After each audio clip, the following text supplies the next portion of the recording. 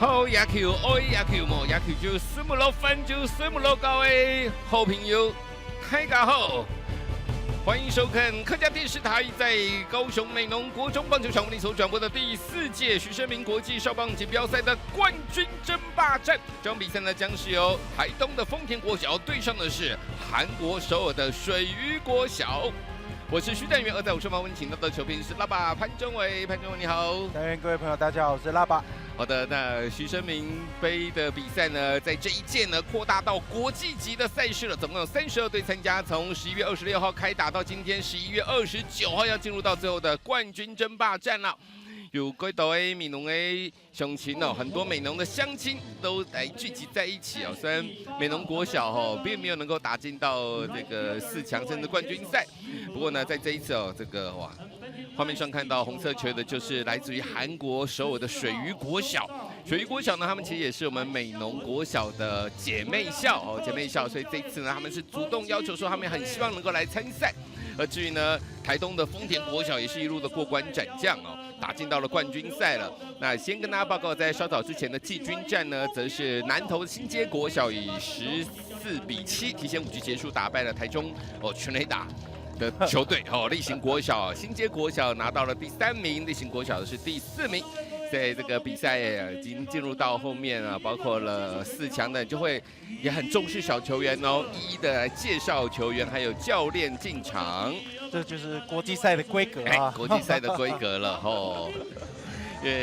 在这一次的比赛，除了韩国首尔的水鱼国小之外，其实也有邀请了中国浙江无锡的东北堂实业小学一起来参与，所以徐总他也是这个展元的堂叔啦，我要叫他阿叔，然后就是我们客家话讲的这个叔叔阿叔。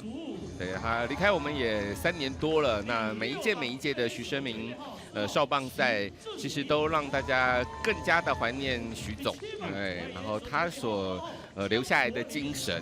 对，包括这一届的特别强调这个小朋友的受教权。对，所以在赛前，包括小朋友的一些其他的活动，踩街的活动、作文比赛的活动，都可以让小朋友学习到很多不一样球场以外的东西啊。那特别是在今年2016年，义大犀牛队在中职总冠军拿下来了这个0胜2败之后4连胜拿下总冠军，对今年的启程敏就徐生明少棒赛又更加的有意义，因为徐总呢是2013年那一年2013年率领义大犀牛队，他是总教练拿到了上半季的冠军。那2013年也是真的好想赢韩国的经典赛那一年，那是3月份的事。那不过真的是非常的遗憾呢，这个徐总是2013年的8月份就过世了，所以当年没有办法带领义大犀牛队去打总冠军赛，他们上半季拿到了冠军那在那一年的总冠军赛，义大犀牛是就0-4被淘汰。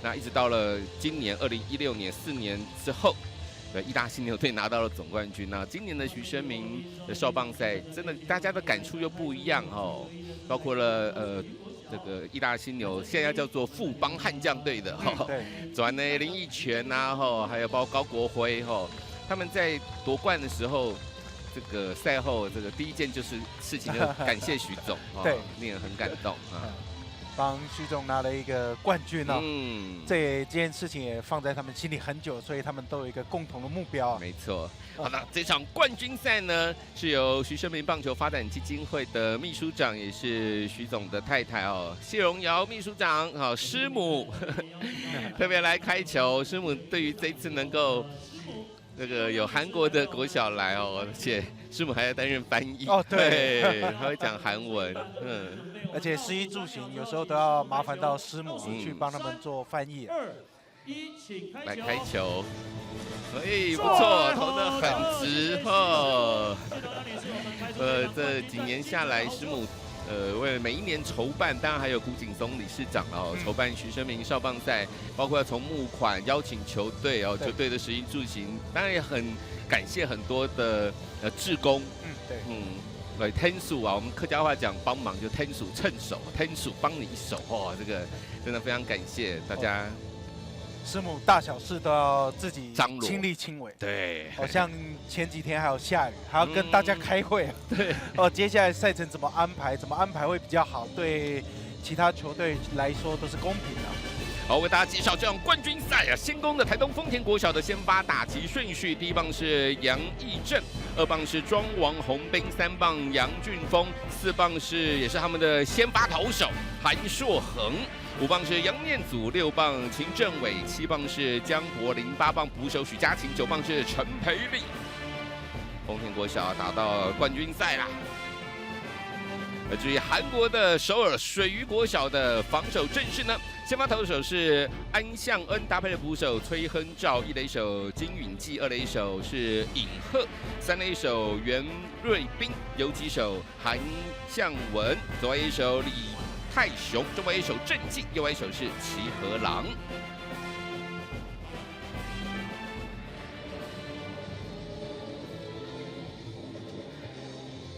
这场比赛属于国小防守先发投手安相恩，175公分，90公斤，175啊！对啊，这个是，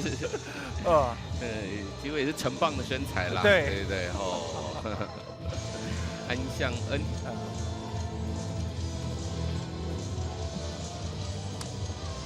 那这场比赛呢？对，安相恩也是这个换算民国是93年次的啦，哈。对，12岁哦，12岁，12岁，有20岁的体格了。好，这场比赛啊，其实韩国首尔水鱼国小他们在前面的比赛啊，已进到预赛啊，脱颖而出，进到了单败淘汰的16强赛啊。他们以16比3打败了高雄的寿天国小，16比3呐、然后2比0打败了也是高雄的鼓山国小，然后4强赛就在今天11月29号稍早之前哦，他们是落后，打到第5局还落后。后来是演出一个大逆转，第5局还落后的情况之下，最后以9比8打败了台中的例行，打到了冠军赛。现在比赛开始了，比赛开始了。比赛开始，1局上半，丰田国小的进攻，场上打击的是第一棒开路先锋杨义正。台东丰田国小的总教练是谢俊祥总教练。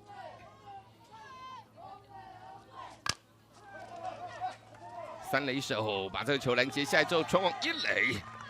自杀出局，形成1出局了。整个接球的过程非常顺哦，而且一开始因为也会担心这个有可能会比出来的短打，所以守备的位置也守在比较前面一点，所以顺势的往前接啊，传到1垒是传得很顺畅。打球轮到的是丰田国小第2棒庄王宏斌，也是位左打者。3垒手一样守得很前面啊，是看我们的小朋友个头不高像这种布阵都是教练的指示啊。对于球员的了解啊，有可能会突袭短打，所以3垒手都守得很前面了。但是我们的 C 宁呢我们客家话讲小朋友 C 宁C 宁对啊，气势绝对不能够输不能够输。丰田国小其实从16强赛单败淘汰的比赛，他们1比0打败了新北市的新谷国小，单败淘汰1比0，1分险胜就这么1比0所以晋级到了8强，8强是3比1，也是2分小胜台北市强队福林国小。一路打上来都很硬啊。对啊，那今天最早的4强赛呢，他们是11比0提前口斗打败了南投的新街国小，所以他们其实也休息的时间也有一段那水鱼国小经过4强赛的苦战，他们本来要落败了，然后例行国小小朋友呢就一直在那边喊。真的好想赢韩国，他们很可惜啦，1分惜败唔怕啦，我们客家话说没有关系这个特别是球评那把潘中伟也提到了，徐生明少棒赛扩大到国际级的，这个对于小朋友来说，心里是不一样的感受呢。对，这个对他们未来会有很大的帮助，尤其这样的比赛氛围，感觉是完全不一样的。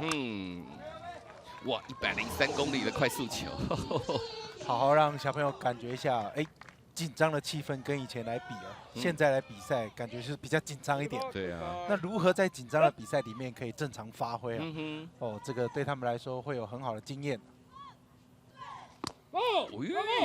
选的不错哦，四坏球保送了，有没有？不要小看我们这个小个头的第2棒庄王宏斌，选到四坏球保送上1垒，接下来进入到第3棒了。我应该小朋友上1垒之后，就会马上看一下教练有没有指示，而且把手举起来，让教练知道说你有在看暗号啊。对，哦，这样子发暗号的时候，包括打者还有1垒的跑者都可以知道同时间教练要的是什么啊。第1个球出棒，打成了本垒后方的界外球。哇，安祥恩速度很快啊，也是100公里啊。对，安相恩175公分，12岁的小朋友。韩国这些校棒小朋友的体格啊，都蛮高大的。对，哦，他们上一届是派国家队啊，对，那个体格更好。那这一届就是单一的国小，所以有体格很好，也有正在发育的。哟，1垒跑者先跑哦，这个球打成界外哦，好像有下一个打跑战术哦。我们客家话讲说人高马大，胎马囧哦，就是胎马囧，人高马大的意思。对啊，不过1垒的跑者刚刚有先起跑了，有位炮某有没有要跑呢？好，来看1号，来看一下。对，2个好球没有坏球了。现在有投引诱球的空间呢。所以投手只要节奏没有很好的话，跑了 ，safe， 盗垒成功啊！哇，这个到捕手传的真的比较慢很多，感觉。投手动作也比较大一点。对。哦，这个起跑了好几步之后才接到球，来不及。来不及，我们客家话叫做来唔猜嘞，来不及了，来唔猜嘞。攻占得点圈喽。第3棒的杨俊峰，坏球 ，5 Q 啊，坏球，2好2坏。这个接近好球带的位置啊，如果可以的话，可以积极出棒。因为少棒的好球带也都会比较宽一点啊。这颗球的攻击到了中外野方向，哇！中外野手被中外野手给接杀了，打的也是很远呢。够远哦，很远，够远哦。不过中外野手接的感觉游刃有余哦。对，我一般少棒必须要往后退的话，其实强度是蛮高的。对，能够往后退又可以接到，基本上都算 nice play。好，母趴没有关系，我们现在还有第4棒了，韩硕恒也是今天丰田国小的先发投手，打第4棒，11岁，160公分，50公斤，韩硕恒。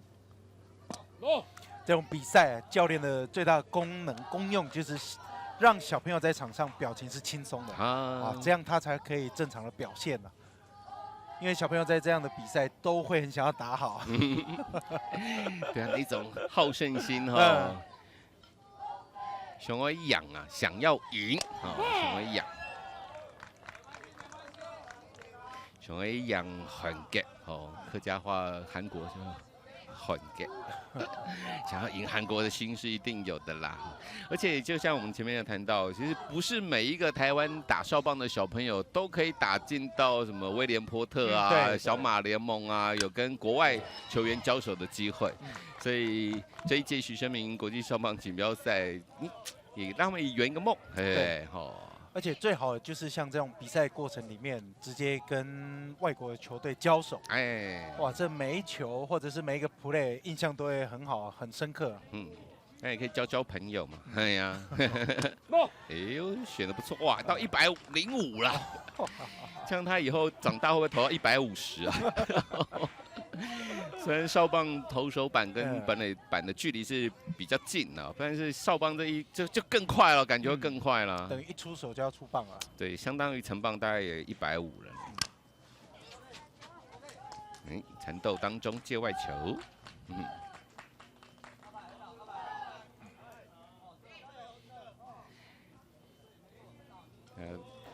不要说韩国过来，那个高雄来比赛很远，其实从台东过来也不算近，对，哇，要花很多时间啊。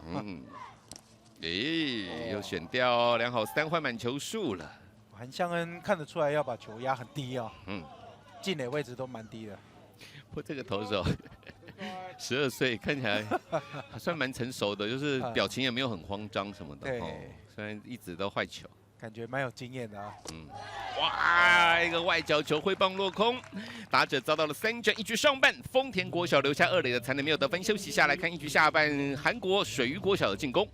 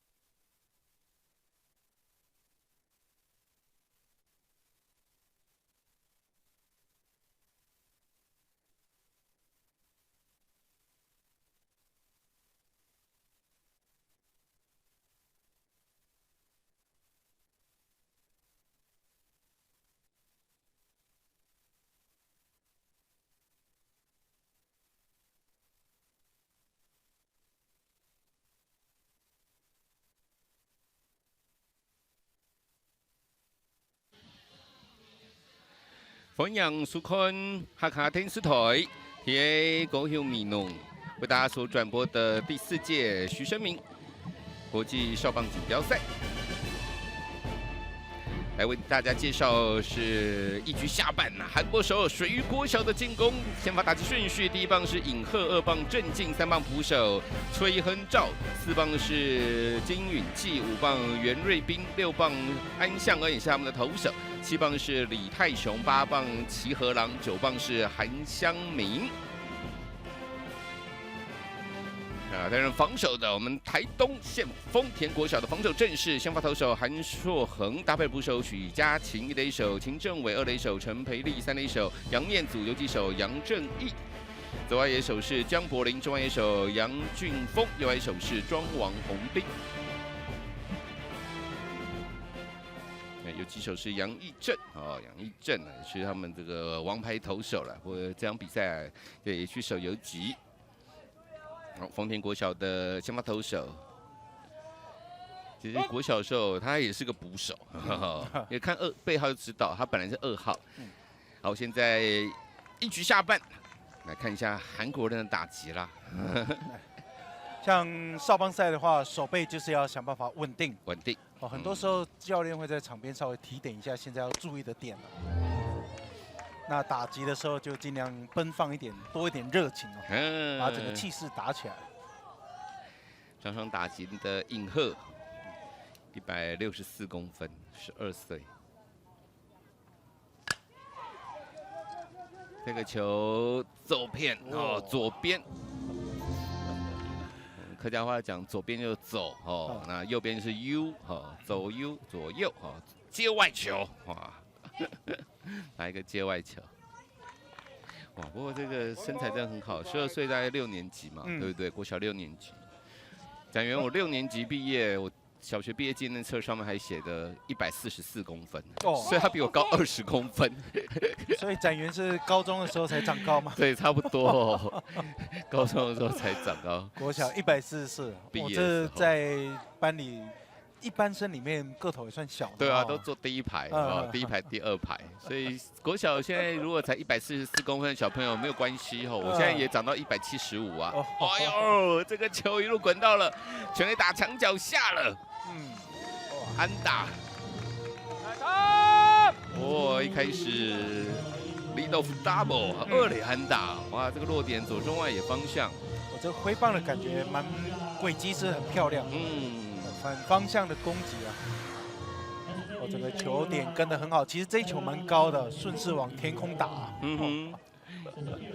也就是说，这种算是好打的坏球，不打可能是坏球，很高，但是是好打的哦。你只要有办法打中球心，都可以飞很远。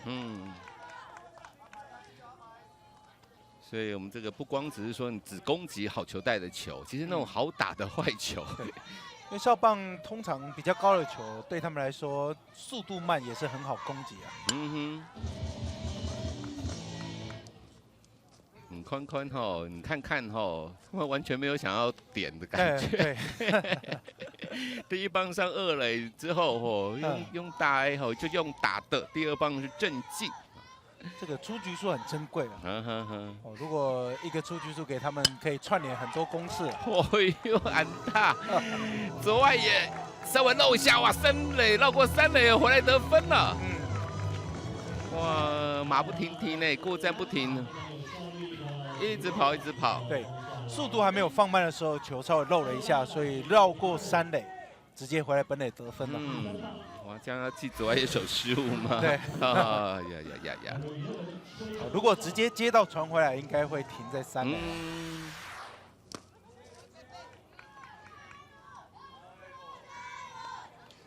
少棒的话，技术是还没有说非常成熟啊。对。打球轮到他们第3棒，也是他们先发捕手崔亨兆啊，他们很多都戴眼镜呢。对，第1棒、第3棒。对呀。眼镜我们客家话是叫木姜，木镜，木姜，就是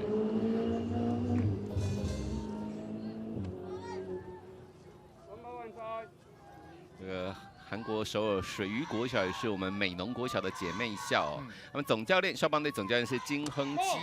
哎呦，投一个，这个是直球吗？感觉有点变化，对。速度慢到最后会直接下坠啊。会注意哦，要注意哦，一垒的一直配外角了哈，就是避免他让盗垒。捕手也比较好传球。现在没有坏球的空间了。所以有可能打带跑的战术也会出来啊。这个中外野手接到了，接到了。虽然打的有点棒头了，不过飞得蛮远的。中外野手杨俊峰接杀一出局了，抓到第一个出局数就比较安心一点稳行呐。正面的平飞球不好接，这种平飞球出去了不好判断。还有这个。金允季170公分了，哇，65公斤，身材都很好啊。对呀。哎呦，钓到了！哇，一垒跑者是先起跑盗垒上到2垒了。进垒的时候是一个弯慢投哈，所以捕手也没办法传。莫惊啊，不怕，仔细专心对付打者了。这个金允季。看那个胎马脚，非常这个身材非常好。对，他是这个背号1号。因为这一次的徐生明少棒赛啊，其实每一届从去年开始制作了像去年是前4强有特殊球衣，那些球队啊，就是去年没有打进到前4强的球队，就反映说他们也很想要。那本届呢，到前8强都有这个大会提供了特殊的球衣所以就代表一个荣誉的象征，然后都85号背号。然后他们的正面是有他们原来的背号，那背后都85号。想办法都要打到最后一天了，对，就有这样的荣耀啊。85号也是我们徐总的背号啦，永远的85号。3垒手扑下去没有拦截下来，又要冲本垒，这个真的很积极啊。2垒那一边触杀他，有了，有了。不过真的，他们韩国的小朋友的进垒非常积极。对，主要外野回传的时候，一垒跑者觉得有机会过去但是最精彩就是捕手传2垒传得很准啊。没有错，虽然又掉1分呐。我这个传本垒比较来不及啊，但是嗯捕手的一个反应非常好啊，你可以看到，回传到二垒真的很快。耶！这个球刺杀了水鱼国小第5棒的袁瑞斌出局。一局下半，韩国首尔水鱼国小是3支安打攻下2分，一局打完2比0领先。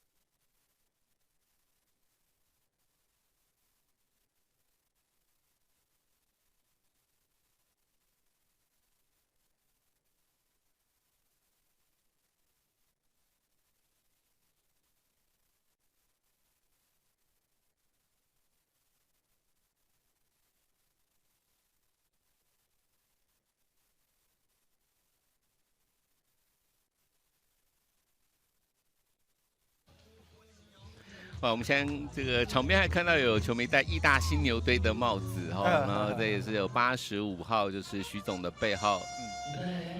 对啊，今年真的义大拿到了中职的总冠军，他们队史第1座，那真的是都献给在天上的徐总啊，哦。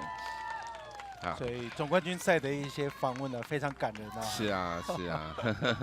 林益全、胡金龙、高国辉啊，对对，真的，好了，这场冠军赛来到2局上半了，台东县丰田国小的进攻目前0比2，2分落后。这个半局，丰田国小是从第5棒的杨念祖开始打起。场上投球台是韩国水鱼国小的先发投手安相恩。对，前个半局其实也是有一点机会了。对，靠着保送上去了。但是安相恩是反而很稳定哦。垒上有人危机了，看他投起来还是临危不乱啊。不过现在倒是可以同丰田国小 AC 年来讲啊，可以跟这个丰田国小的小朋友讲，其实他的控球不是很稳呢，对方投手把球压得很低啊，可以好好选一下。选一下哦，选一下，哇，这个打到坏球哦，他的球不是很高就很低哦，其实不是说控球很稳的。包括刚刚像前个半局2垒有人，我们第4棒的韩硕恒这个满球数良好3坏，一个偏高的球，对，挥空了。哎，这个球就可以打了。哦呦，也很传很高哦，失误了。我碰到旁边的护网，很快也弹回来。韩国游击手韩向明传球失误了。球感觉没有拿好，一出手就变了一个很高的一个爆头，接的还蛮漂亮的。一出手这个就只能去捡球了。旁边除了球员，一排都是家长。对啊。少棒比赛最有趣的就是有时候家长喊声比小朋友还大声。对呀。家长会跳舞啊，就是很力挺这样，还有很多我们在地美浓雄禽、米农雄禽。现在看一下，轮到第6棒的秦政伟，他一直看教练有没有一些暗号。对，没有人出局啊。漂亮啊！漂亮啊！一垒跑者先起跑的打跑战术，现在一垒上先起跑的杨念祖抵达了3垒。秦政伟打一个反方向，打穿2垒防线的安打，攻势来了，没有人出局，3垒有人呢。这暗号执行得非常精彩。你可以看到打者他就是把球打到反方向，因为先起跑的关系吸引到2垒往垒包这边来移动，所以穿越出去了。对，球评潘宗伟老爸就是说，其实刚刚那个打跑，他也那个打者秦政伟也没有说很用力拉，对不对？这个厉害的地方在这边，他就是要求打到球，跑上2垒啦，盗垒成功啦！啊，1、3垒有人变成2、3垒有人呐，no out。对哦，今天2次盗垒都成功了，投手的动作稍微大一点了，可以好好来利用啊。打起轮到的是第7棒的江柏林，152公分，51公斤。坏球，这个是真的偏低啦，真的啦。现在没有双杀的机会啊，所以比较高的球可以好好把球打理打好，打到外野就有得分的机会。他们3垒手还是守得很浅哦，那游击手并没有说太缩小。这个球打成了一个小飞球，可惜啦，被2垒手给接杀。2、3垒的跑者当然哪都不能够去。这个距离也不够哈。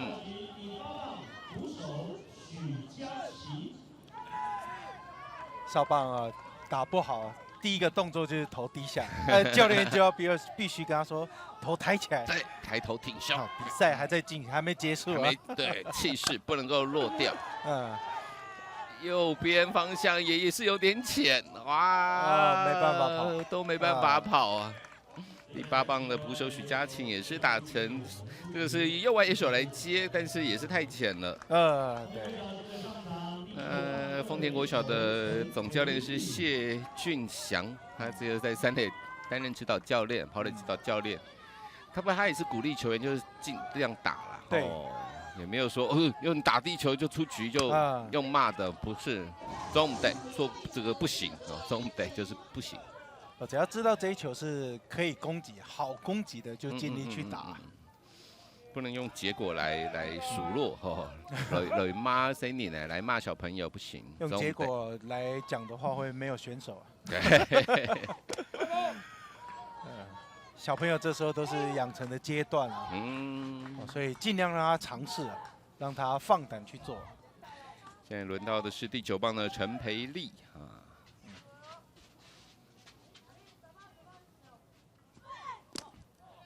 他只有149公分而已，他还是比展元小学高，高了5公分呢，还是12岁。小个头的球员，现在看能不能发挥啦。哇，不过棒仔握很长哦，握满把哦。有点来不及。有点挥棒来不及。我刚前一球捕手已经往慢斗，还把手套拿到红中啊！从小就培养手套的尾劲，从小就尾劲也太大了。选得不错，良好3环满球数了。要加油哈，加油哦，加油！自己好球带哈，放好，刚刚教练有指示哦，上了也 OK 哦，带着自信啊哈。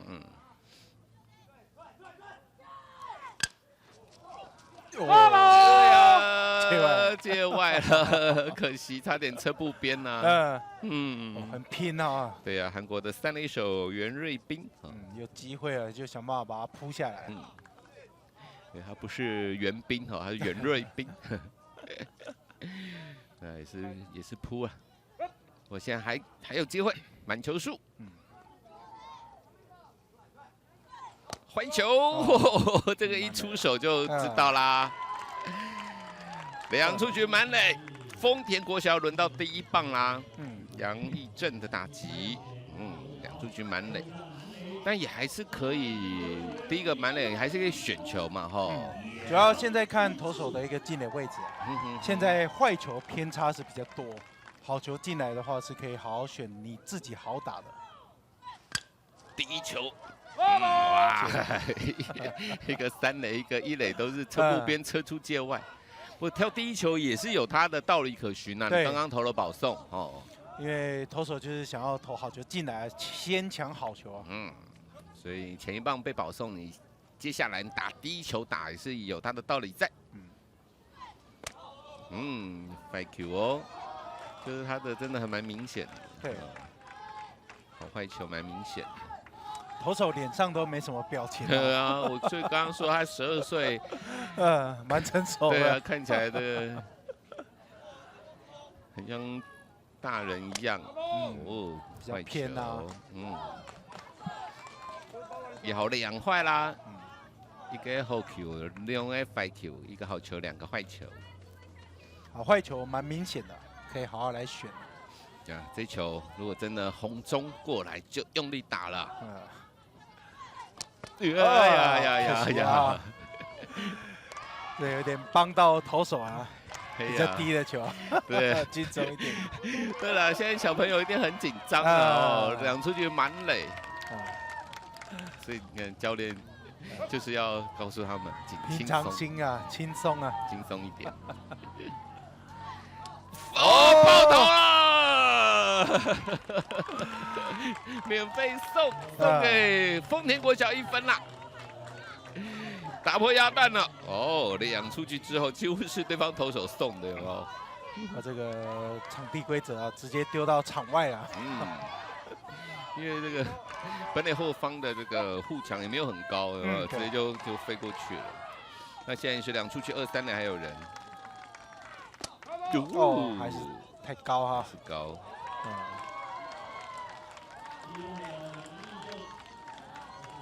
投手想要压下来，有时候身体反而跑得太快，手反而跟不上啊，所以连续几个坏球都偏高啊。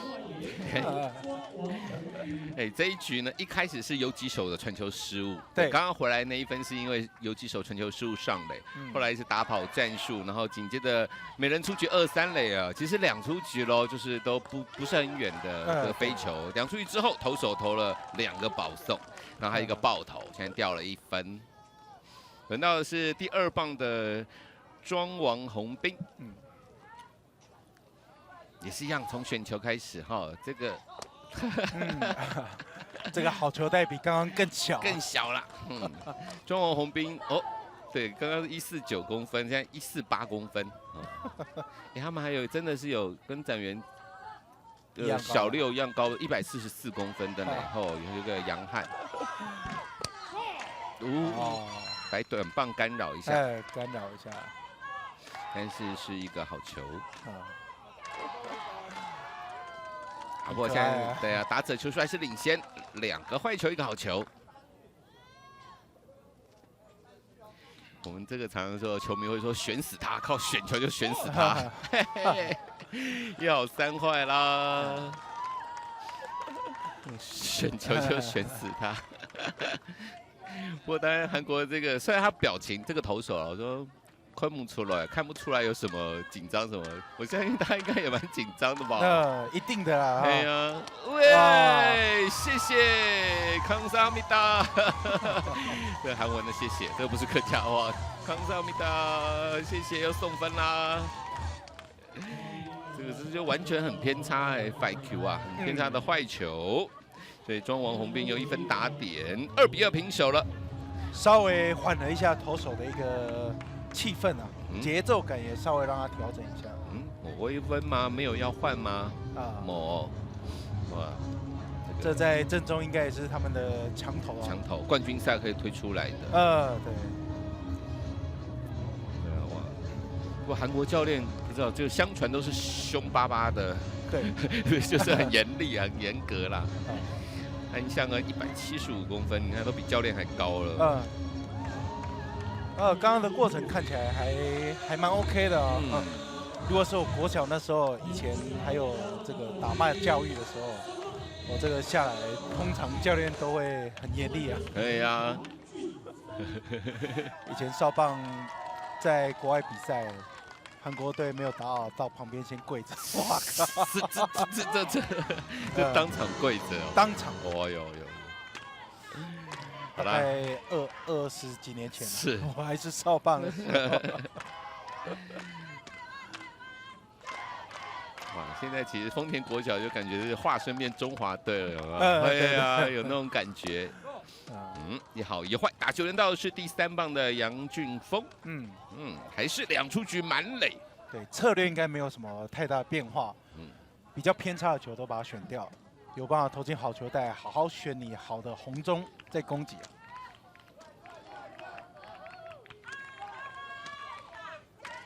哇！爆头，又送1分。对。哇！这个第2次哦，这一局第2次在满垒的时候出现爆头送分，然后还有一次满垒的时候投4坏球保送也送分。哦，整个压力啊都在投手这边呢。哦，所以除了教练在旁边叮咛之外，包括看捕手可不可以给他一些比较大的一些像手套啊，或者比较大的目标，让他好好瞄准。那现在是2出局啊，2、3垒有人，还是坏球。对。安之 C 啊，这是我们客家话的谢谢安之 C， 然后又送分啦。有时候越想要投好啊，身体会比较僵硬的，就是这种状况。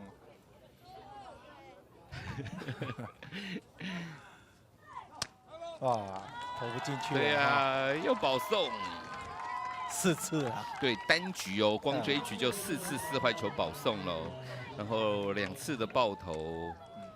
你看，又是2出局满垒，要轮到第4棒。台东县丰田国小第4棒，韩硕恒。来，他们要换投手了。他们要把他们的天字第1号、背号1号的1垒手金宇纪推上投手球了。教练宽姆老爷看不下去了。哇，这个上来练投也一个爆头。就前面也有特别提到，就是少棒常常就是防守球员上来接投手，对，他没有像一般的我们很习惯看到职棒啊，救援投手在牛棚先投一投，都没有呢。就是他本来是防守球员，就直接拉上投手球，热身有没有够？让他在场上啊多投几颗啊，先顺一下。少棒比赛通常都是这样。是，这现在就是投手1垒互换啊。安相恩去守1垒，金宇纪来担任投手。这半局还没有靠安打得分哈。对呀，这一局啊，累计到目前为止1个失误，守备失误，1支安打，4次保送，2个爆头。对，看攻下3分，将分数超前，而且现在2出局还是满垒。对，上来也是观察一下。因为练投的一个准度也没有很好。对啊，没错。打击轮到第4棒的韩硕恒，韩硕恒其实上一次打击2出局2垒有人，1局上半呢，他就是满球数了，最后打到一个坏球了。我相信他应该也，他应该很想说，刚刚那个要不要继续留下来投？这一次一定会好好选。第1个球积极出手，界内的安打，车步边的安打，满垒的状况。2个跑者回来得分，第3个也回来得分，清垒3分打点的2垒安打，丰田国小第4棒韩硕恒1棒见大功了，打第1颗球3分打点的2垒安打，一下变成6比2了，丰田国小6比2领先4分了，哇，2出局之后得了6分，不愧是正宗的第4棒。对，你看这个挥棒还有整个节奏感掌握得非常好。换投的第1颗就打出长打，没错，清光了，这一棒，而且是2出局之后连拿了6分，对啊，2出局，那当时没人出局，2、3垒有人，要结果打2个右边的小飞球，对，感觉攻势都感觉要断掉了，对，结果没想到后面连拿6分，这个。告诉我们绝对不要太早放弃，对不对？永远保持着希望，这是徐总想要带给我们的精神呐，永远坚持你做对的事情。这是他的这个我们说客家人有娘讲啊，硬颈脖子很硬绝对不会随便低头的。只要有机会啊，想办法把它掌握住啊。对啊，2出局想说啊，那没气势了，而且还轮到第9棒。所以第9棒呢才149公分的陈培丽选到保送，哇，那个就开始了就开始了，停不下来了。现在打击轮到第5棒的杨念祖，2垒还有人，3个坏球，1个好球，4坏球保送，哇，压力来了，选球就选死对方了。对，光这个半局5次4坏球保送，所以教练可能还要在想说，如果投手不稳的话，后面还有谁可以上来投啊？教练我现在是了，要去哪里啊？教练怎么往后走了？看不到你呢，看不到人呢。对啊，他刚刚怎么一路往后走？对，看改变一下气氛，哦，气场改变一下。那就轮到是秦政伟。像这种国外球队来啊，其实他们自己的压力也会蛮大的。没错。尤其来到不一样的环境啊，也希望能有好的表现。身体也会比较僵硬一点啊。良好球没坏球，这个球勉强碰到中路地带穿越的安打。哇！二垒跑者是停在三垒，哇，这球真的就是扎扎实实的，也有碰到，然后中间就弹出去了。虽然身体有点往外摊哦。对。所以在少棒的训练都会要求小朋友，如果挥棒出去了，想办法就往投手的方向打，打出去了，安打机会就很高啊。是。那就轮到的是第7棒的江柏林。现在相信丰田国小，不仅是丰田国小，包括收看我们客家电视台、客家电视台博斯无线台麦卡贝，所有观众都知道，现在就好好选。对啊，好好选。尤其现在来到第2轮呢，整个打击感觉又更好了。比赛一开始是最紧张的，那得到分数之后，整个气氛会比较平稳一点。好球进来就出手，这个球很远哇，落地了，深远的安打。哇，3个都回来，回传球还传到了后面去哦。传了一个弯慢的。对啊，哇，江柏林他上一次呢是没人出局2、3垒有人打了一个2垒上空小飞球，没有办法帮助球队得分。那这一棒打得超级深远，2垒安打。哇，3分进来，同时自己也靠着对方回传球的失误上到了3垒了，2出局，3垒还是有人。这个球真的打得有够远，打我们博斯电视台的帆布外野帆布前面呐。这个汪曼斗没有办法接到。对，而且又是2出局，对不对？哇，2出局之后得8分了。对。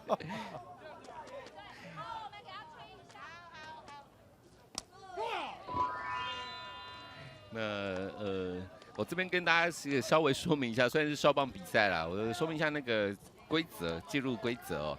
虽然这一开始就是有人失误嘛，所以2出局之后的得分都是非自责分了。不过换投手之后就不算了，就要改算成自责分了。换投手之后，第2任投手被打安打什么都要算他自责分了。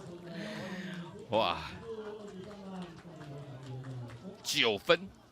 9分，2出局之后连得9分啊！丰田国小这个半局吃了一个超级大橘子啊，港美9比2，现在7分领先水鱼国小。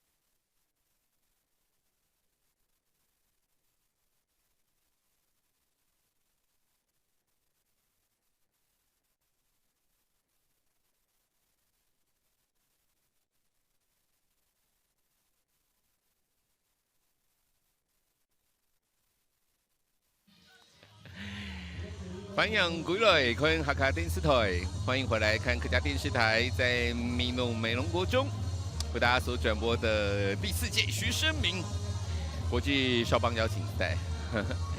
哇，这场比赛这一看这个身材什么，都觉得哇，很给韩国人那些小朋友身材都很惊人哦。但是呢，没想到我们丰田国小2局上半啊，真的没有那个气势，没有一下一泻千里，有没有？2出局2-3垒有人，到2出局了，那2个还没回来之后，2出局之后连拿9分，光在丰田国小在2局的上半呢是打了4支安打，6次获得保送，还有对方2次的爆头，以及2次的失误，2次的守备失误。所以一切都是从选球开始。选球开始，所以中间有好几次的保送。这个就是他们的先发投手安相恩，现在也在打击区上，他是打第6棒。又使他挥棒落空啦。现在很想要在打击的时候可以建功啊。175公分，他有90公斤呢。12岁，这个都是成棒的一个身材啊。对呀。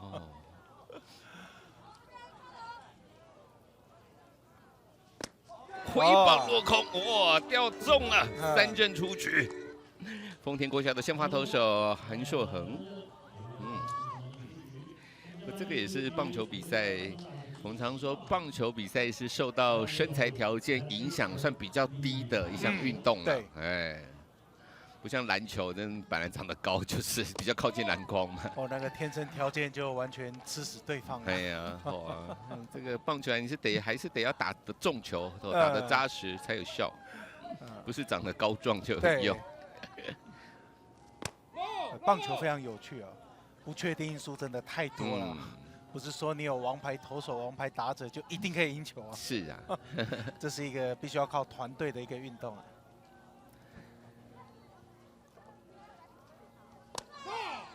不过虽然我们现在我们这些大人一直在讲说，我们希望这个少棒客家话讲小朋友能够开开心心、快乐打球。但其实小朋友自己在比赛的时候，他们其实也很在乎了。对。哎呀，我们都是希望他们不要那么。对啊，这个很正常啊。所以少棒阶段教练太重要了。你紧张是很正常，如何在紧张的时候想着平常练习怎么样，把专注力放在哪里？教练非常重要。没错。一个外角球，这一球就蛮有水准的使得打击的第7棒李泰雄挥棒落空，遭到3振啊，连续2次3振了这一局。没有好球，2坏球开始投，投到最后3振打者。鬼厉害懂厉害非常的厉害。有进到他的投球节奏了虽然第1局韩硕恒也被打了3支安打失掉2分。第1局很重要，就是捕手在挥传球的时候，他自己传往2垒拿到一个很重要的出局啊。没错，3垒手这一球，拍手。太厉害了，太厉害了！3垒手杨念祖啊，这个球弹得没有很高，反手一抓起来，快传1垒，刺杀了打击的第8棒齐和郎。3上3下，2局下半，韩国水域国小没有得分，2局打完2比9，7分落后。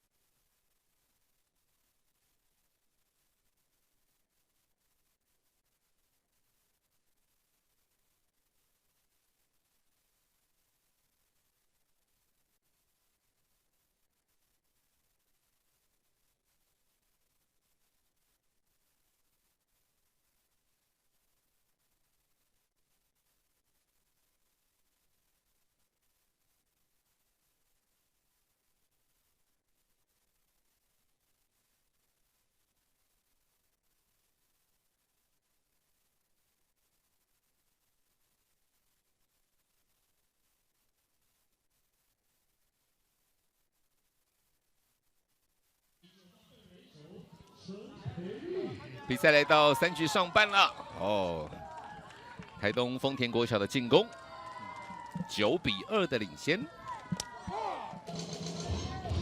好球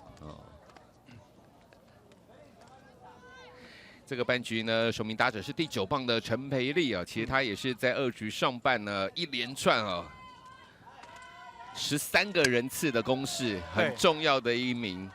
这个承先启后的，当时他2出局2、3垒有人选到了4坏球保送。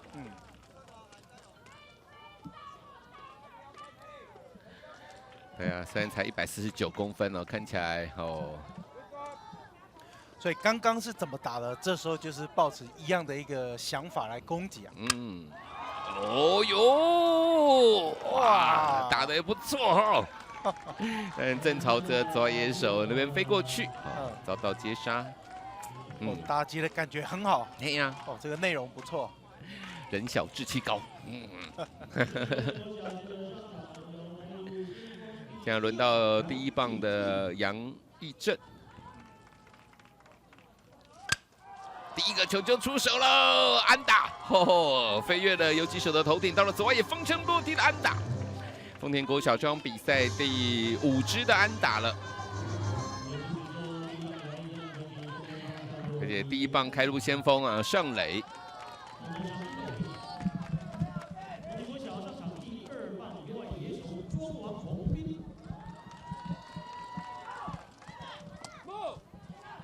来不及了哈！雷姆猜垒，来不及了，直接盗垒，盗上2垒。今天3次盗垒全部都成功啊！丰田国小今天发动了3次盗垒。这有2个好处，一个是站上得点圈，一个是现在不会有双杀的机会。打者可以更放心的攻击啊。第2棒的庄王宏斌。前2次打击都是选球，都获得4坏球保送，然后还有1次是满垒获得保送，还有1分打点哦，他也就148公分而已。投手把球藏得很好啊，好，架势不错啊。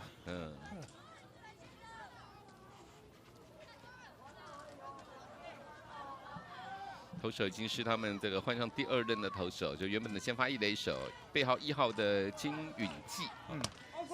现在打者的话，教练也可以跟他们说，压力现在是比较多是在投手这边。那这边自己队上是要追加保险分，所以可以更稳定啊，不要追打坏球为原则。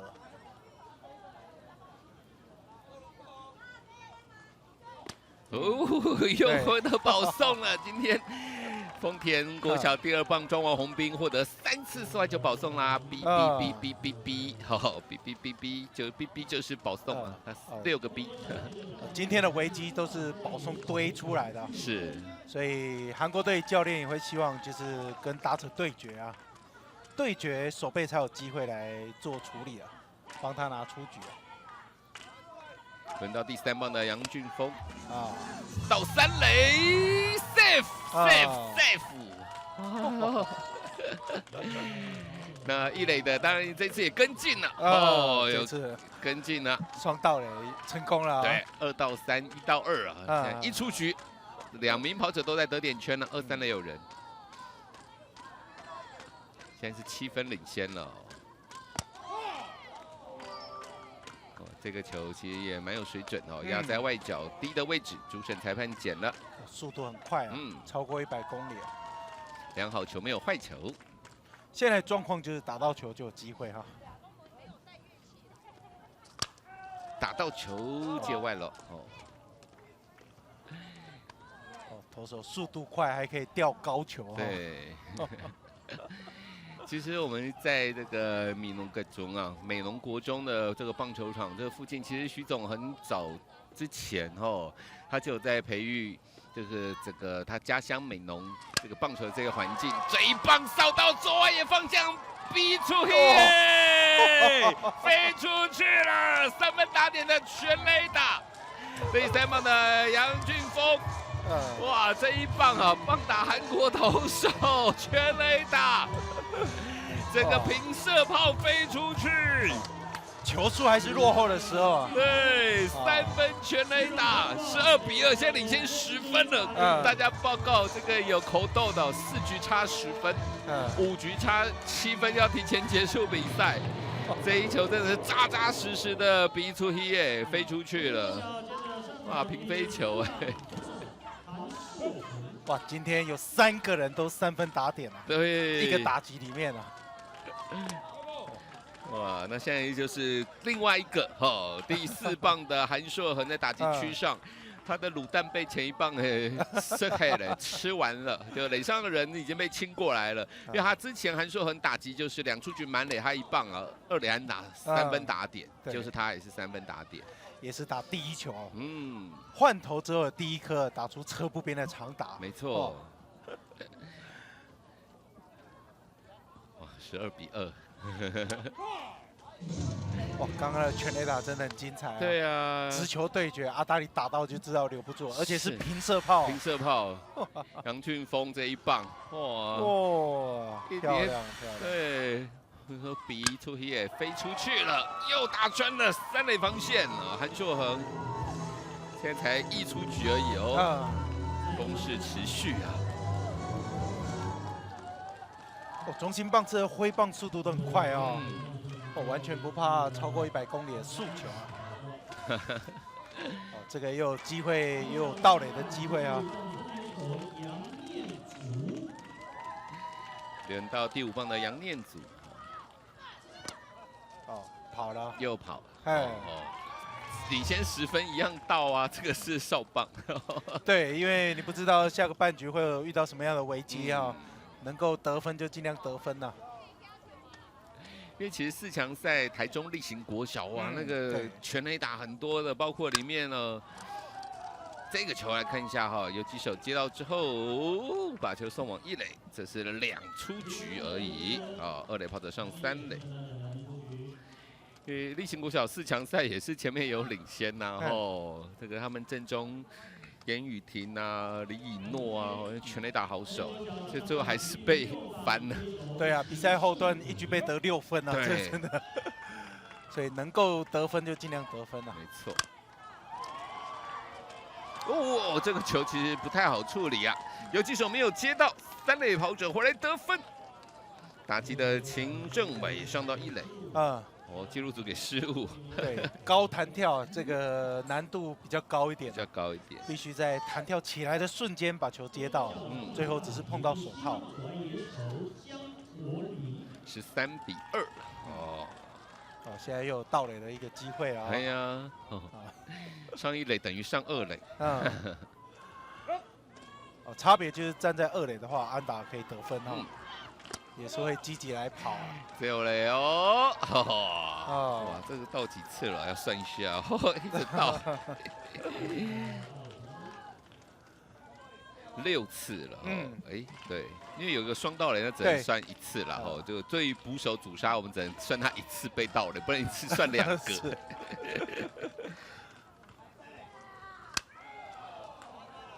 哇，今天到目前6次盗垒成功了。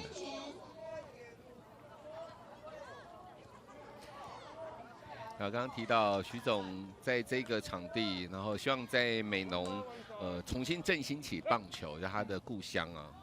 那其实那像我们从这个本垒看过去外野那边那几棵树，就是从那个树都还很矮的时候，慢慢的徐总在这边经营，然后整个树现在变得非常的高。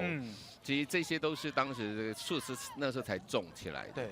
所以也是经过了这10多年哦，真的，终于在这个徐总的故乡米农看到了至少有这样的一个场地，然后每一年在这边办少棒比赛这个本来的树都没有长那么高的所以现在徐胜明少棒赛在美浓当地也是一个很盛大的一个活动。对啊，每一年非常盛大的，美浓的乡亲们呢。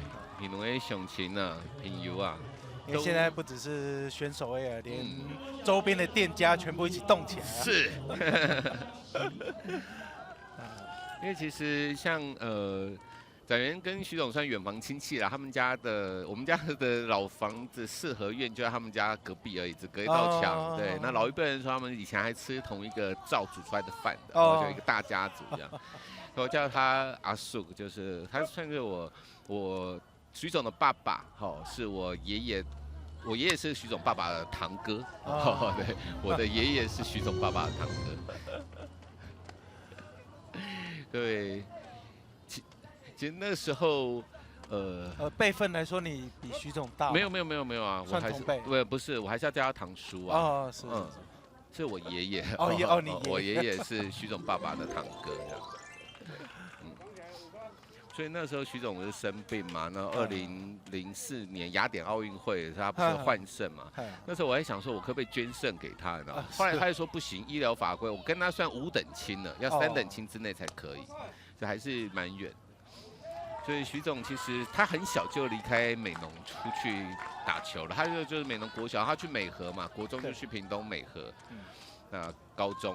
他其实留在美浓，就是打时间，小时候的时间也不是很多，然后也出过比赛去韩国打球，然后又开始带职棒球队，所以他有一阵子就是没有带队的时候，希望能够在美浓把棒球再兴盛起来。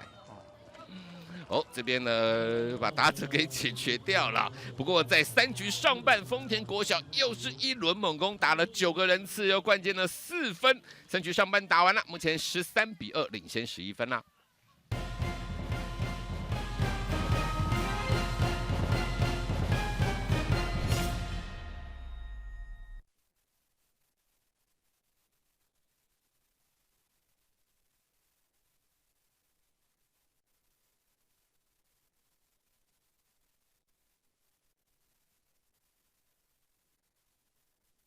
我有比很久了，OK 啦，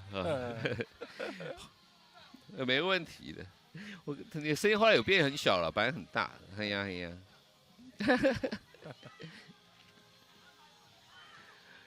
哇哦，13分。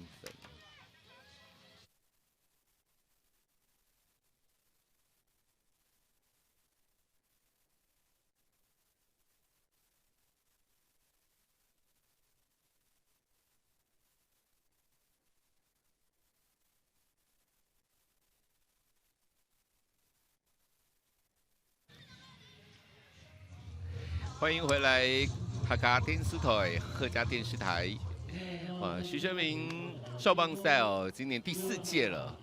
第1届的冠军是高雄鼓山国小，第2名是就是在地的美浓国小那第3名是桃园龟山，第4名是台北东元。那第2届的比赛的冠军是桃园龟山，第2名就是本届的第3名，本届第3名南投新街国小。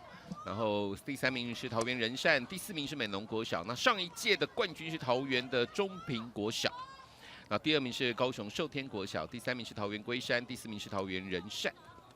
不过在本届的比赛又有一些洗牌了，当然韩国首尔位于他们首都首尔的水域国小。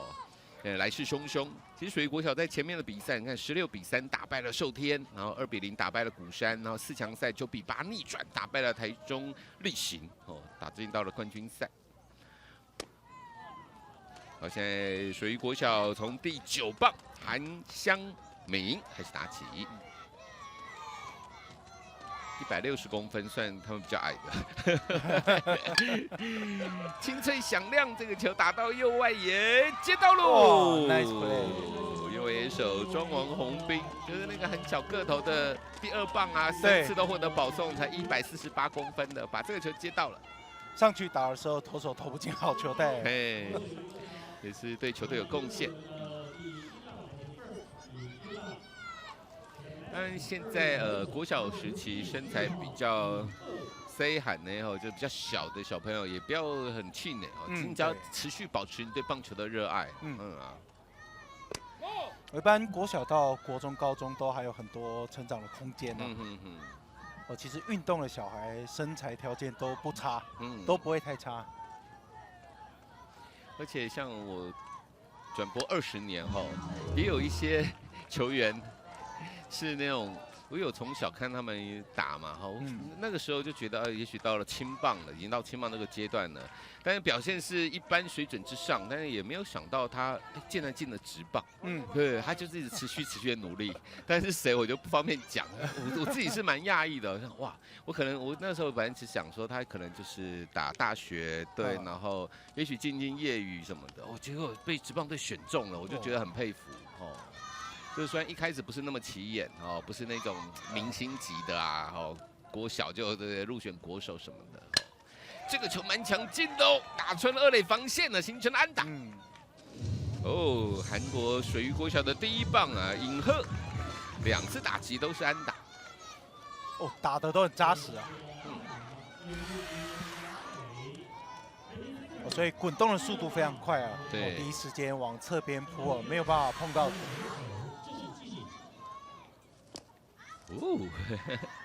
我非常认同展元说的，在不管每一个阶段，你就是热爱你的棒球，对，永远都会有机会啊。因为其实你只要很热爱棒球的话，打球你能打到什么时候不一定，但是你可以一直都存在在这个环境里啊。是。哦，一垒跑者先起跑，但这个球打成界外。我当然也相信呢，有一些人哈，有你哦，有人是靠天分打球，对，这个不可否认，对有，对，但是你只有天分，你没有持续努力，走不远的啦。哦，最恐怖的就是有天分又很努力，哇，这个就会变超级明星啊！是，哎呦，这个阿 Q， 这个球是捕手突然站起来，投手刚好投到那中间去呢。这算失投，因为一开始是策略性站起来也抓到了，但是投到红中打成界外，因为就是要抓这个跑垒员先起跑啊，所以这个球是控球哦，不是投手看错暗号吗？控球没有控好，不过捕手也给他鼓励哦，突然还接得到哇！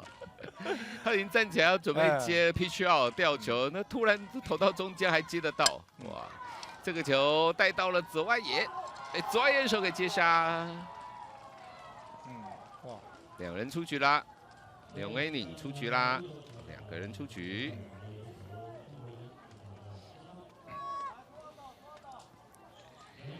那现在是3局下半了，因为这个比赛是有提前结束的哦，4局10分，哦，差距10分含10分，这个10分以上或含10分。右外野手哇接杀，哦，这个右外野手庄王宏斌稳稳的哦。3局下半，韩国首尔水域国小虽然有一支安打，但是呢，3个出局数都是外野飞球被接杀，没有得分。3局打完2比13， 11分落后。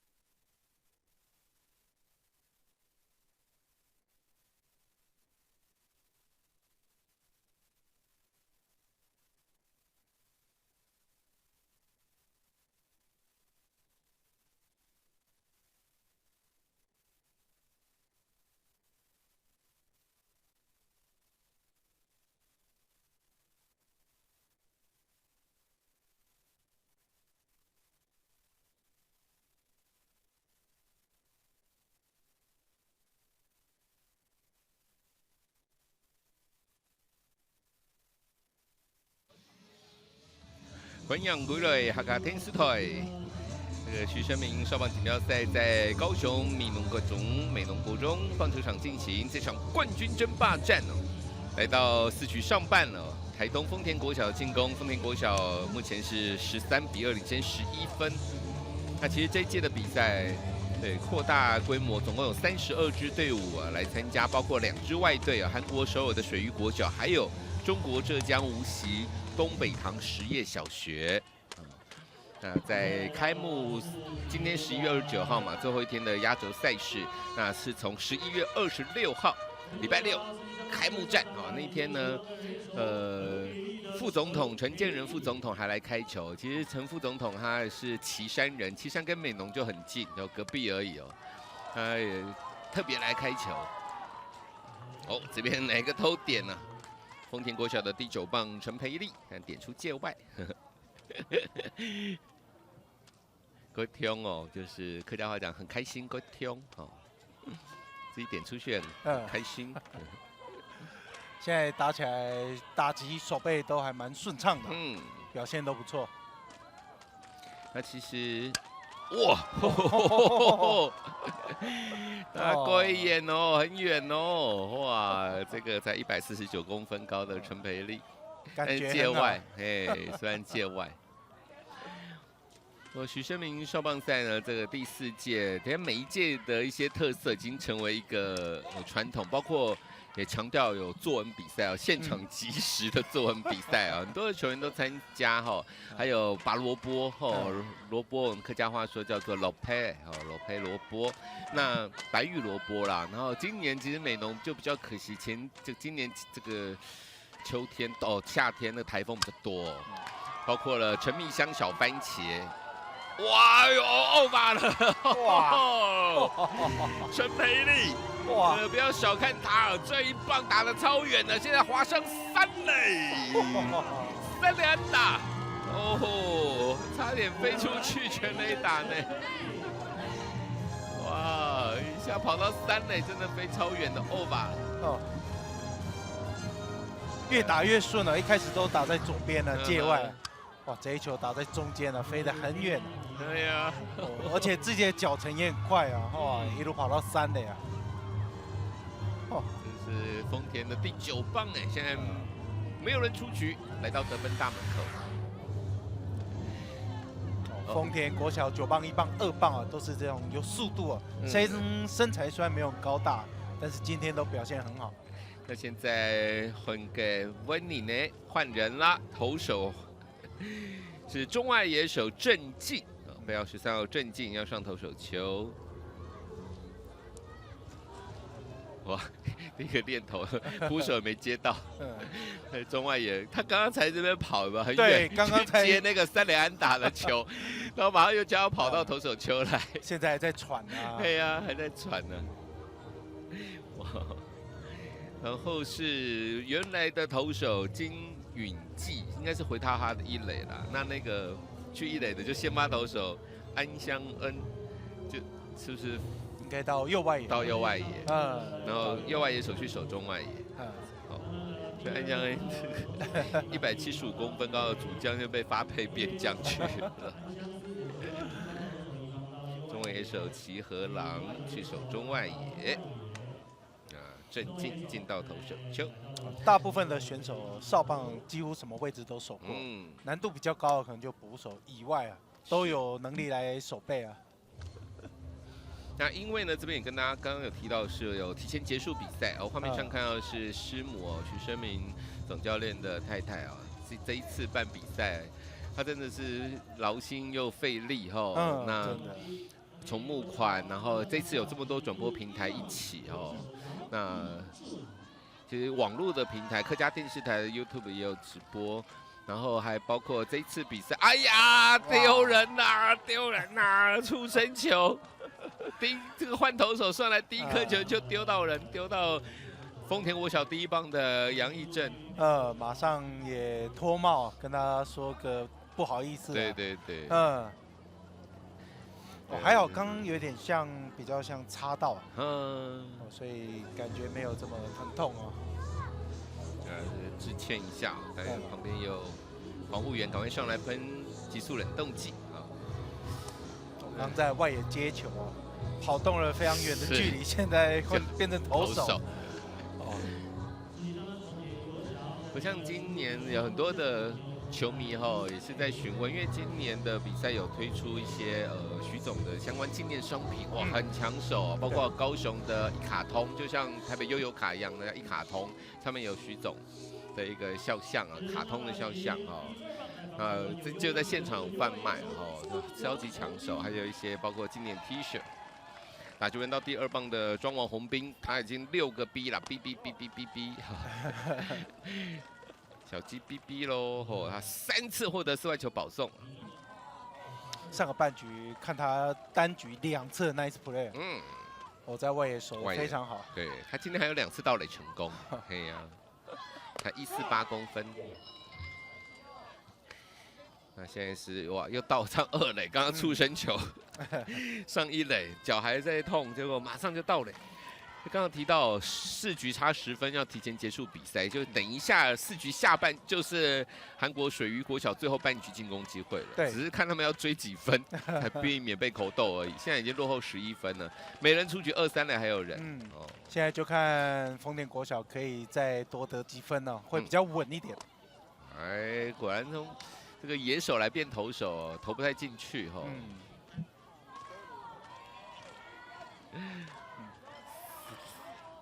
3坏球了啊！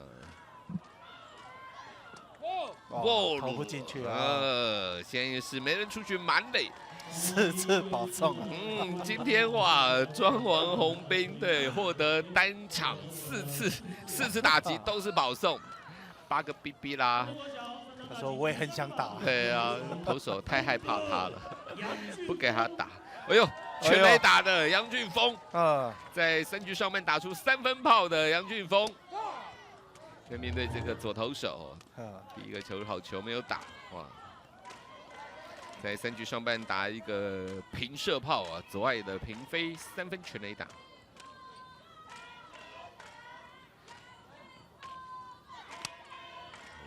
这个球出棒打成界外，2好球没有坏球，不过他上一次也是2好球开始。对。球速落后，结果1棒啊轰出去。对呀。看起来没有说很大一只哦，但是挥棒的速度蛮快的。对，162公分才50公斤。哇，这个球啊，攻外角，裁判捡啦，3球3振。这是今天丰田国小吞的第1 K 而已呢。投得很不错，走在外角这边呢，才是第1个TK 第1个 TK 3振，对，还有第4棒啊，韩硕恒，这个高角度的球打得也是非常的远，结果在全垒打墙前面落下来，哇，要清垒了，2个回来，第3个轻轻松松回来得分。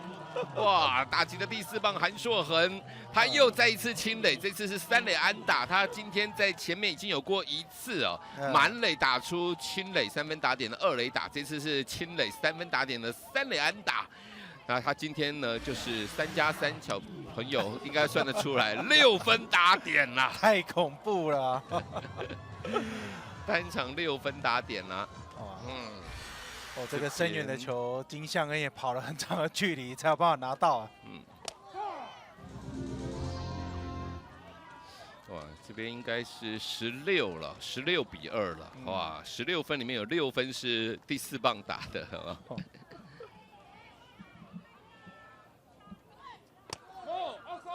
现在差14分了。今天丰田国小在满垒的时候有机会，清垒安打都有出现了。对。都没有放弃，都没有错失掉这些机会。机会掌握得很好啊。一出局3垒还有人，2垒手拦截下来传1垒，3垒跑者回来得分。第5棒的杨念祖也有1分打点，17比2。现在是2出局。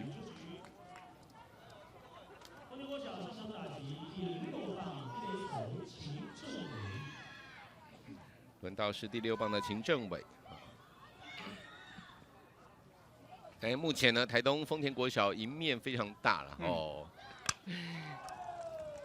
游击手正面把球拦截到，好，传往1垒刺杀出局。在4局上半，丰田国小又有所斩获了。这个半局呢是攻下了有4分哦，攻下了有4分啊，目前是17比2领先了15分。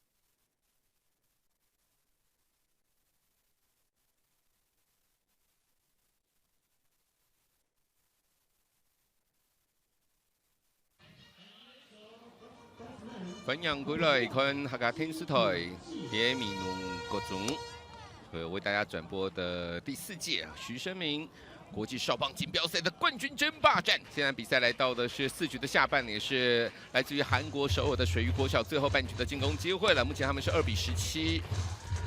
2比17哦，15分的落后给台东丰田国小。按照大会规定，4局如果相差10分的话，要提前结束比赛。所以呢，这个半局水鱼国小如果没有办法攻下6分的话，比赛就要提前结束了。那丰田国小就可以拿下冠军。丰田国小呢，此时换了投手，哇，把他们背号1号的也是游击手杨义正换上来担任投手。1号通常都是王牌投手，王牌投手、王牌打者，那守备位置也都会很重要，不是游击就是捕手啊。不过水鱼国小的第4棒哦，哇，这个球切一下哦，还是很努力跑了，对，是一个。不过他还笑得很开心呢，这个也还不错了哦，至少就是不要说啊，已经打成这样了，哭丧了脸不好。对，金允记。比赛过程就是奋力去做啊。对呀。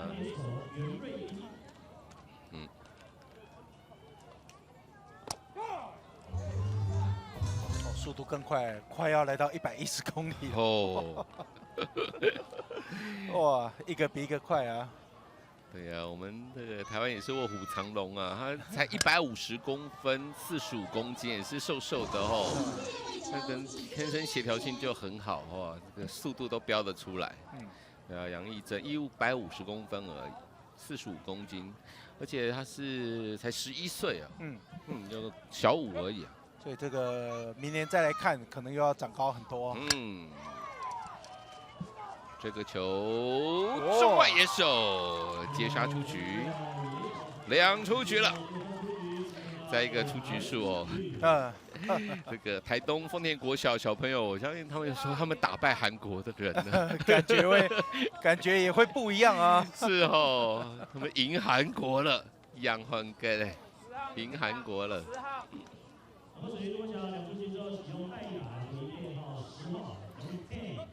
水鱼国小换上10号的金贤珍来代打。现在就是要把握机会啊，让还没有上场的可以上来拿着棒子去攻击。高飞球。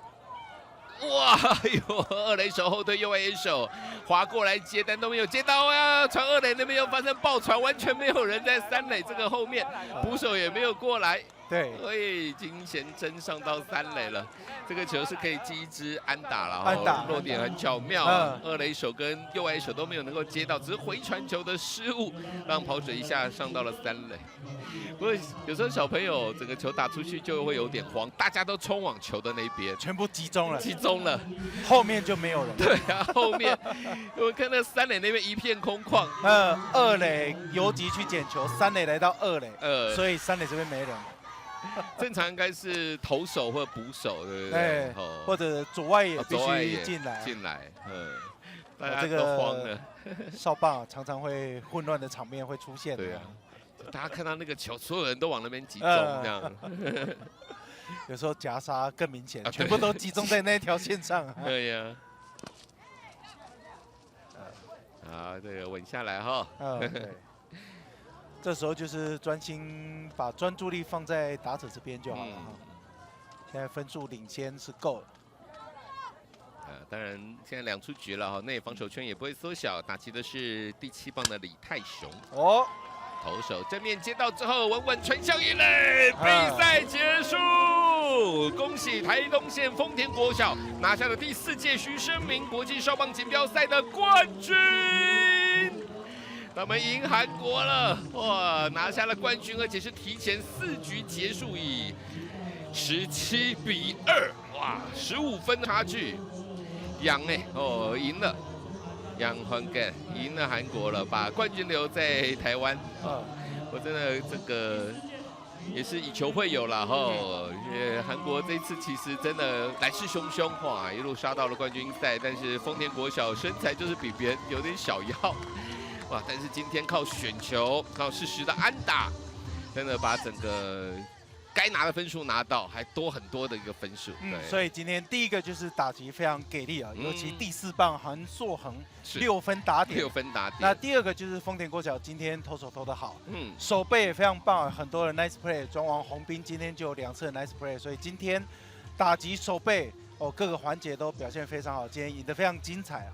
是，那这边最后再跟大家总结一下第4届徐生明国际少棒锦标赛的最后的前4名的名次哦。那冠军就是台东县的丰田国小，也是他们参赛第一次拿到徐生明少棒锦标赛的冠军。那第2名是来自于韩国首尔的水域国小，第3名是南投县的新街国小，第4名是台中市的力行国小。这一届的比赛呢，中间经过下雨，整个赛事呢挤在一起，甚至呢就是打3局来分高下。那所有参与的工作人员都非常的辛苦啦，各位辛苦啊吼！那所有的客家乡亲、客家的乡亲们全力的一些投入，那闽农的乡亲也全力的投入，总共4天64场的一个比赛，而且还分了8个场地哦，因为包括不光是在美浓这边，你看普门那边也有球，这个像冈山球场那边都有比赛哦，普门高中都有比赛，所以在各个场地也必须要有大量的志工这一次很多志工都非常帮忙，而且一路忙到现在，而且包括中间很多下雨，下雨的时候场地整理，志工也要帮忙啊，所以都要靠着大家的努力啊。那今天也是天公作美，然后那整个比赛也是顺利的来完成。那当然，徐总的精神，除了我们这看精彩的比赛之外徐总的精神也是我们不能够忘记的，包括呢这一次呢很强调小球们员们不光只是会打球，也要会念书的受教权那还包括不要放弃，坚持做自己认为对的事情，就坚持做下去。好的，那我们这场冠军赛呢转播到这边也要完全的告一个段落了，非常谢谢潘宗伟，谢谢展哥，安子 C， 也非常感谢观众朋友的收看，我是徐展元，我们下一次再见喽，够累了哦。